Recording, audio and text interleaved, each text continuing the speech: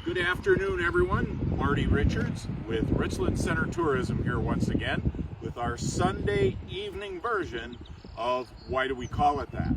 So today we're almost in the same exact spot that we recorded an earlier episode when we talked about the town of Ithaca. So what we did, we had a request from that. We had somebody that said, hey, I used to live on that little road that's just east of town. Could you do one on that, on Bluebird Lane? So Bluebird Lane is our subject tonight.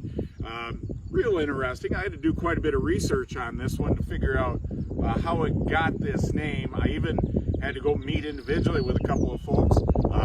So many thanks to John Richards for his help. And then also Norman Faber, who is kind of the local historian for much of the town of Ithaca. That's a good one I go to get some answers on different questions. So Norman and John, thank you very much for your help. So Bluebird Lane for many, many years, and I'm talking from inception up until about 1980, 1978, somewhere in that ballpark. Bluebird Lane was actually known as Poverty Gulch. So the idea behind Poverty Gulch was that as you drove back, before it got wooded like it is now back there, it was very rocky. It was really a rough terrain as you drive back into the valley. At one point in time, I'm told, they were actually able to navigate all the way up the valley to Keysville Ridge and Apple Ridge. Well, the problem with that is today that road does not exist. It was merely a logging road, it sounds like, and it was pretty rough terrain. And again, we always wave. And very much like when we did our episode on Hell Hollow, it was hell getting in and it was hell getting out. Well, Poverty Gulch was kind of that way. It was a really rough terrain for many, many years. It was known as Poverty Gulch until they came and in Richland County assigned the actual road names officially. At that point in time, this road was designated Bluebird Lane.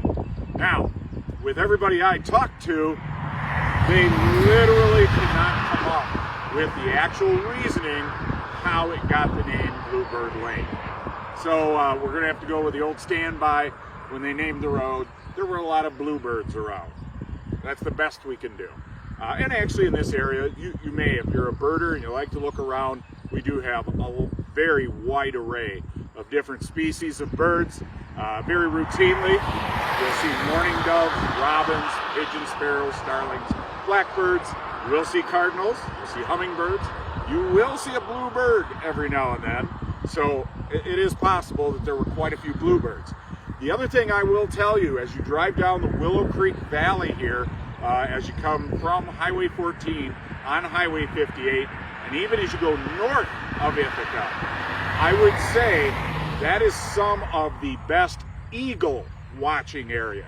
So if you get just north of Ithaca, actually as soon as you leave Ithaca, and for about 2 miles, keep your eyes out because there is a family of eagles that lives there. It's a lot easier to find them in the winter when there's not as much foliage, but routinely you can see there will be male and female bald eagles, and we at this point do have a family of eagles that live in the area.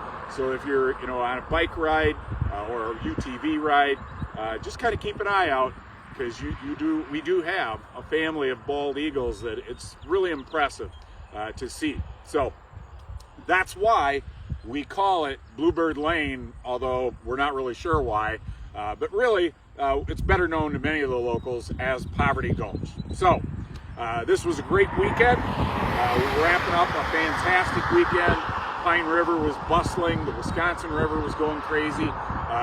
Really easy, though, in our area to keep social distancing. Also, the Pine River Trail was busy with bicyclists and hikers. So it was a great weekend for everybody all around because the weather cooperated just in fantastic fashion. If you have time yet tonight, I strongly encourage, head out to the Starlight 14 Drive-In because they've got a double bill with Mamma Mia and my personal favorite, the original movie Jaws. And that would be one that would be worth watching at the outdoor. Trust me on that. So anyway, thank you for joining us. Hope everybody had a safe and exciting weekend. I'm Marty Richards with Richland Center Tourism. Have safe travels.